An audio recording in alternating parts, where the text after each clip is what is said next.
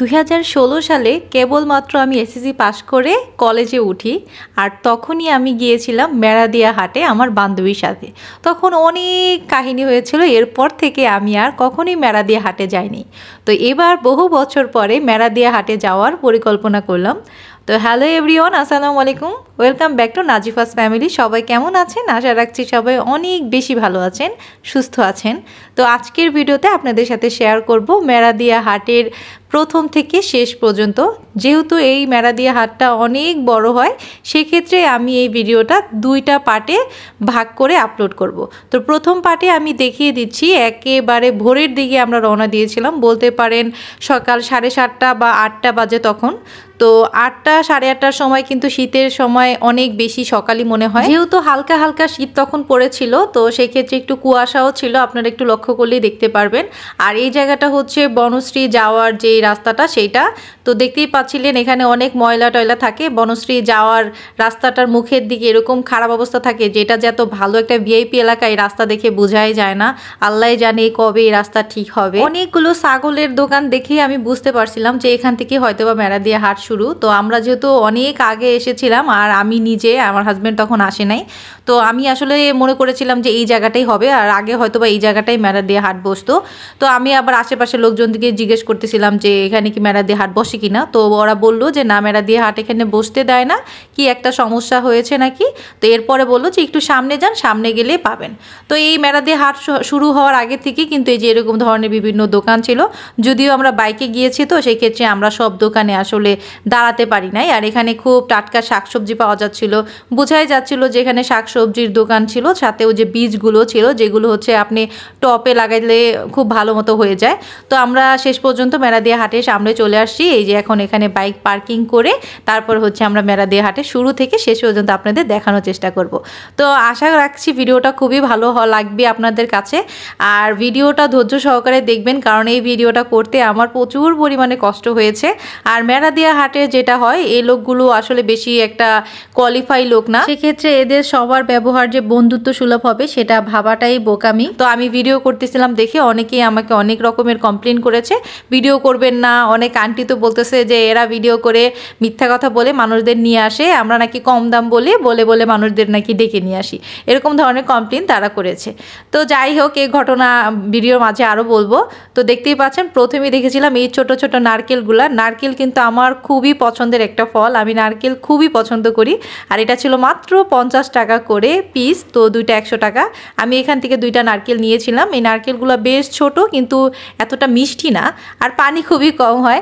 আর পুরা মেরাদিয়া হাট জুড়েই আপনি জামা কাপড়ের দোকান পাবেন, আর শীতের সিজনে আসলে এই শীতের জামা কাপড়ই পাওয়া যায় মেরাদিয়া হাটে বেশি। তো যেহেতু আমরা খুব সকালে গিয়েছিলাম, সেক্ষেত্রে দেখেন অনেক দোকানই খুলে নেয়, সব দোকানগুলো কেবলমাত্র ওপেন করার একটা প্রস্তুতি নিচ্ছিল। কেউ কেউ জামা কাপড় গোছাচ্ছিল, কেউ পলি সরিয়ে তাদের প্রোডাক্টগুলো বের করতেছিল, এরকম ধরনের আর কি হচ্ছিল। আর এটা একদমই যেহেতু শুরুর দিকে, সেক্ষেত্রে একটু কমই দোকান থাকবে। এই যে পাপোশের দোকান, কাপড় চোপড়ের দোকান, এগুলো দেখতেই থাকবেন, মানে এগুলো শুরু আছে কিন্তু কোনো শেষ নেই। আর সবচেয়ে ভালো ইনফরমেশন হচ্ছে এই ভিডিওতে আপনাদের যতগুলো ড্রেসের দোকান আমি দেখাচ্ছি, এখানে আপনি এতটা কম দামে পাবেন। আমি যেহেতু মেরাদিয়া হাটে গিয়েছিলাম হাঁস মুরগি কিনতে, সেক্ষেত্রে আমি কিন্তু ড্রেস বা পোশাক আশাক কিছুই কিনতে যাইনি। সেক্ষেত্রে আমি এই দোকানগুলো শুধুমাত্র ভিডিও করে নিয়েছি, আমি কিন্তু নিজে এখান থেকে কিছুই কিনি নাই, শুধু নারকেল ছাড়া। এই যে পিঠাগুলো দেখতে পাচ্ছেন, এগুলো কেনার খুব ইচ্ছা ছিল আমার, কিন্তু আমি আসলে এতটাই সময় ওয়েস্ট করে ফেলেছি যে এগুলো কেনার আর সময় তখন ছিল না।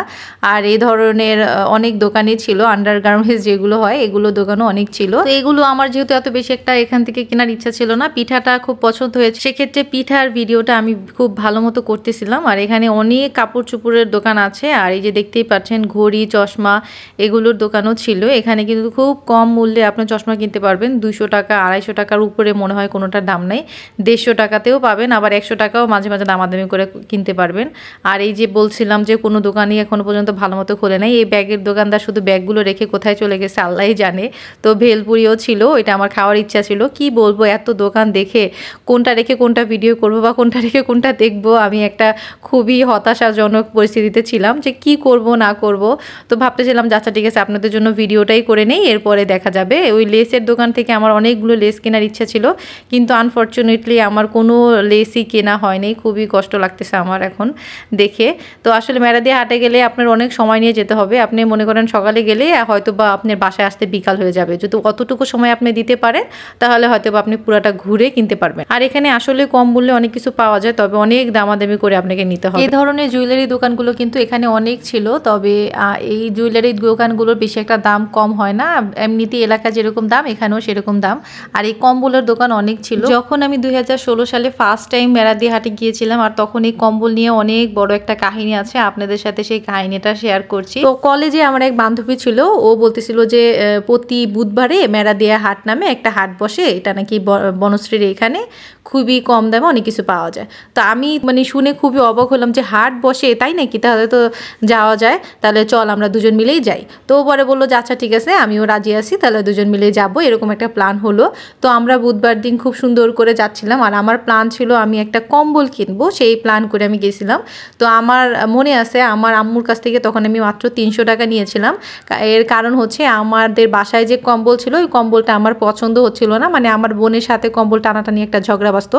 তো আমি বললাম যে আম্মু আমাকে 300 টাকা দাও, আজকেই আমি একটা সুন্দর কম্বল কিনবো, এই কম্বলের থেকেও খুব ভালো মানের একটা কম্বল কিনবো। তো এই 300 টাকা দিয়ে যে কোনোভাবেই কম্বল কিনা যাবে না, এটা তো আমার আম্মু বুঝতেই পারছিল। তো আম্মু তো হাসতে হাসতে বলতেছিল আচ্ছা ঠিক আছে 300 টাকা দিলাম, তুই দেখি কোথা থেকে কম্বল কিনে নিয়ে আসিস। তো আমার মধ্যে একটা চ্যালেঞ্জ চলে আসছিলো যে যেভাবেই হোক আমাকে 300 টাকার মধ্যে একটা কম্বল কিনতে হবে। আর যেহেতু মেরাদিয়া হাটে খুব কম দামে কম্বল পাওয়া যায়, সেক্ষেত্রে তো আমরা কিনতেই পারবো। তো আমরা রওনা দিয়েছিলাম 3টার দিকে, বিকাল 3টা তখন বাজছিল।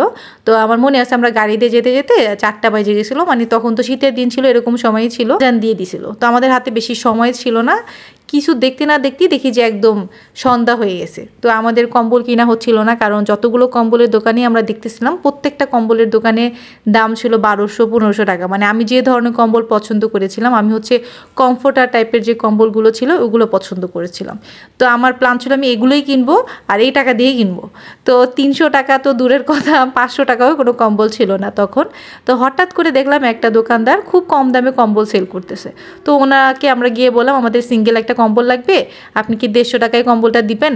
তো উনি বলতেছে কোনোভাবেই সম্ভব না, এটা প্রথমে বলছে 250 টাকা। এরপরে যখন আমরা অনেকক্ষণ দামাদামি করতেছি, তো পরে বললো যে 200 টাকা ফিক্সড, 200 টাকা হলে নিতে পারবেন। তো আমরা তো নসর বান্দা, আমরা 150 টাকা দিয়েই নিব, এরকম একটা প্ল্যান ছিল। তো এরপরে আমরা যখন বললাম যে আচ্ছা ঠিক আছে, আর 20 টাকা বাড়াইলাম, 170 টাকা দিয়ে এই কম্বলটা নিব। তো উনি হচ্ছে রাজি হচ্ছিল না। পরে পাশে একজন বললেন যে ঠিক আছে, ওরা বাচ্চা মানুষ বলতেছে, তাহলে দিয়ে দাও তুমি। তো উনি পরে দিয়ে দিল কম্বলটা। আর একটা কথা জানিয়ে নিই, আপনারা ভিডিওটা দেখতে থাকেন, এখানে যে যে কালেকশন দেখতেছেন এগুলোর দাম আমি আসলে জানি না, কারণ প্রত্যেকটা দাম জিজ্ঞাসা করার সুযোগ হয়নি।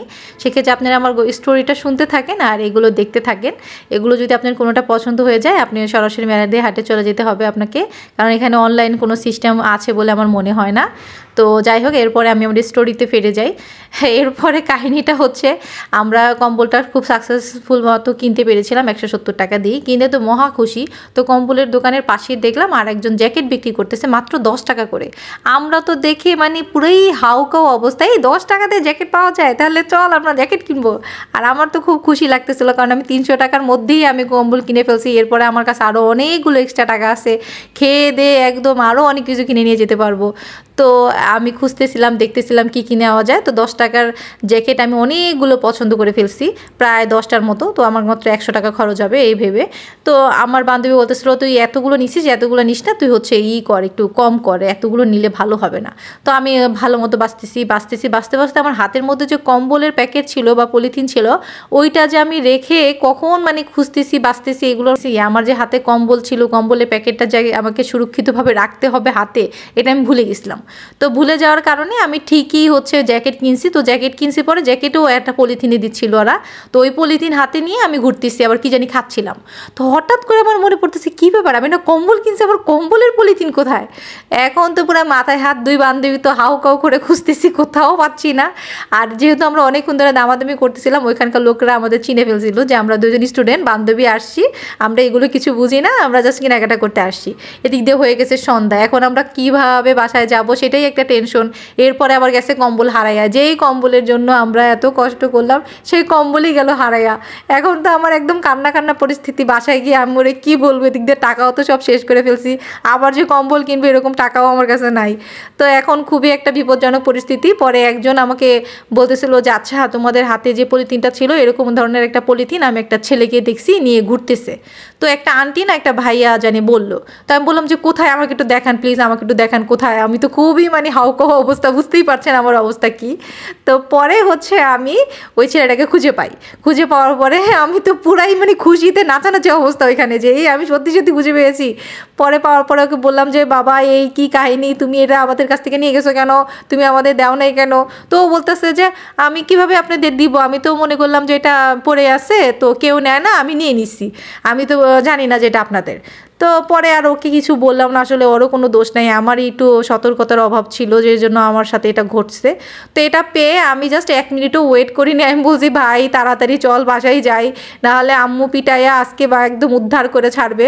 পরে দুজনে হাউকাউ করে, গাড়িও পাচ্ছিলাম না, কি একটা পরিস্থিতি কি বলবো জানেন না। পরে গাড়ি টাড়ি পেলাম, পেয়ে তারপরে বাসায় গেলাম। এরপরে এই কম্বলটা পেয়ে তো আম্মুকে দেখাইলাম, দেখো আম্মু আমি এত সুন্দর কম্বল মাত্র 170 টাকাতেই কিনছি। আর পুরো রাস্তায় আমি আমার বান্ধবীকে বলতেছিলাম যে আরে আজকে যদি কম্বলটা না পাইতাম আজকে বাসায় যেয়ে যে কি অবস্থা হইতো। আর আমার খুবই ভাগ্য ভালো, আল্লাহ আমাকে কম্বলটা রিটার্ন দিচ্ছে, মনে হয় টাকাটা অনেক ভালো টাকা, আমার আব্বু অনেক কষ্ট করে ইনকাম করেছে। আমি এরকম ধরনের কথাবার্তা বলতেছিলাম, আমার মনে আছে এখনো। আশেপাশে মানুষ শুনে কথা শুনে হাসতেছিল, মানে আমরা এতটাই বাচ্চা ছিলাম। এখনকার বাচ্চারা, আমার কলেজে পড়া বাচ্চারা অনেক কিছু বুঝে, কিন্তু আমরা তখন একটু এতটা বুঝতাম না। তো বাসায় যাওয়ার পরে কম্বলটা আম্মু বলতেছিল এটা তুমি ইউজ করতে পারবে না, এটা ধুইতে হবে, ধুয়ে তারপরে ইউজ করতে হবে। পরে আমার মনে আসছে আমি হচ্ছে গরম পানি দিয়ে কম্বলটা ধুয়ে পরে ইউজ করছিলাম। আর এই কম্বলটা বিশ্বাস করেন এত বেশি ভালো ছিল, এটার মধ্যে আপনি জাস্ট শুইলেই আপনার 10 মিনিটের মধ্যে কম্বল গরম হয়ে যাবে। 10 মিনিট তো দূরের কথা, মানে 2 মিনিট 3 মিনিটের মধ্যে গরম হয়ে যায়। আর এত ভালো একটা ঘুম হইতো, খুবই ভালো মানের কম্বল ছিল। এগুলো হচ্ছে বিদেশি কম্বল ছিল আমার যতটুকু ধারণা। তো এই কম্বলের নাম আমি পরে দিয়েছিলাম কারেন্ট কম্বল। তো সবাই এই কম্বলটাকে বলতো কারেন্ট কম্বল, আর এই কম্বলটা আমি কাউকে ছুঁইতেই দিতাম না। এরপরে কি হয়েছে, আমার একদিন এই কম্বলটা হারাই গেছিল। যাই হোক ওইটা আর এক কাহিনী, ওইটা বললে আসলে ভিডিওটা বেশি লং হয়ে যাবে। এই যে এখন যে কম্বলটা আপনারা দেখতে পাচ্ছেন ভিডিওতে, আমার কম্বলটা ঠিক এরকম ধরনেরই ছিল, তবে এই ফেব্রিকের থেকে আমার কম্বলের ফেব্রিকটা অনেক ভালো মানের ছিল, ভালো কোয়ালিটির ছিল, মানে ওরকম সাইজের ছিল আর কি, তবে ফেব্রিক অন্যরকম ছিল। তো এই যে দেখতেই পাচ্ছেন এরকম টাইপেরই কম্বল বেশি ছিল তখন, মানে আমার কম্বলটা এরকম টাইপেরই ছিল। তো ওই কম্বলটা আমি যেমনি হোক হারাই ফেলছিলাম। তো ওই কম্বলটার কথা আমার এখনও মনে আছে, আমার সারা জীবন এই কম্বলটার কথা মনে থাকবে। আমি এত কম মূল্যে একটা কম্বল পেয়েছিলাম যেটা আমার লাইফের বেস্ট কম্বল ছিল। যাই হোক আমি চ্যালেঞ্জে জিততে পারছিলাম। আচ্ছা আপনাদের কাছে এই গল্পটা কেমন লাগছে অবশ্যই জানাবেন। আপনাদের সাথেও কি এরকম কোনো ঘটনা হয়েছে কিনা, যে আপনারা কিনেছেন কোনো জিনিস এক দোকান থেকে কিনে অন্য দোকানে ফেলে আসছেন, এরকম আমি জানি অনেকেরই হয়। আমার সাথে এটাও একবার না অনেকবারই হয়েছিল। যাই হোক আমি ভাগ্যক্রমে 2-3 বার খুঁজে পেয়েছি, আবার 2-3 বার খুঁজে পাইনি, এরকম অনেক কাহিনী আছে। তো এই যে এখানে দেখতে পাচ্ছেন বোরখা ছিল। তো আমার মনে আছে ওইবার আমি মেরাদিয়া হাট থেকে বোরখাও কিনেছিলাম খুব কম মূল্যে, 150 টাকা দিয়ে 100 টাকা দিয়ে এরকম মূল্যে মনে হয় বোরখা পাওয়া যায় তো তখন। তো আমি মনে হয় 50-60 টাকা দিয়ে বোরখা কিনেছিলাম, কিন্তু আমার থেকে ওভার সাইজ ছিল। ওই বোরখাটা আমার কাছে এখনও আছে, যদিও আমি এটা একদিনও ইউজ করি নাই, কিন্তু বোরখাটা আমি 50-60 টাকা দিয়ে কিনেছিলাম, আমার মনে আছে। তো এরকম ধরনের মেরাদিয়া হাটে গেলে আপনার সাথে ঘটনা ঘটবে। আমার সাথে এই ঘটনাগুলো ঘটেছিল কত বছর আগে, চিন্তা করে দেখেন। তারপরও আমার এই ঘটনাগুলো এখনও মনে আছে, এখনও মনে হচ্ছে, একদম মনে হচ্ছে যে সেদিন ঘটলো এরকম একটা অবস্থা। যাই হোক আজকের ভিডিওতে আপনাদের সাথে ঘটনাটা শেয়ার করতে পেরে আমার কাছে খুবই ভালো লাগছে। আশা রাখছি আপনাদেরও আমার এই ধরনের ঘটনা শুনতে ভালো লাগে, গল্প শুনতে ভালো লাগে। যারা যারা আমার চ্যানেলের প্রথম থেকে ভিডিও দেখেন তারা তো জানেনই আমি এরকম ধরনের গসিপ করি, যেগুলো হচ্ছে আমি কেনাকাটা করার সময় যেই কাহিনীগুলো ঘটে সেগুলো আপনাদের সাথে শেয়ার করি। তো আপনারা যারা যারা আমার গল্পগুলো পছন্দ করেন, আমার চ্যানেলের ভিডিওগুলো পছন্দ করেন, তারা অবশ্যই প্লিজ আমার চ্যানেলটাকে লাইক, কমেন্ট, সাবস্ক্রাইব এবং শেয়ার করতে ভুলবেন না। আশা রাখছি আপনাদের সাথে সব সময় এরকম ধরনের ভিডিও শেয়ার করব যতদিন আমার চ্যানেল থাকবে। তো এই ভিডিওর পার্ট 2 এর জন্য অপেক্ষা করুন। এর পার্ট 2-তে আমি জানাবো আপনাদের সাথে যে ওই দিনকে আমার সাথে মেরাদিয়া হাটে কি হয়েছিল সেই ঘটনা, আর সাথে সাথে কোথায় আপনি কম দামে কিনতে পারবেন সেগুলো। সেই পর্যন্ত আপনাদের সকলের সুস্থতা কামনা করছি। আপনাদের সাথে আমার কথা হবে পরবর্তী ভিডিওতে। সবাই ভালো থাকুন, আল্লাহ হাফেজ।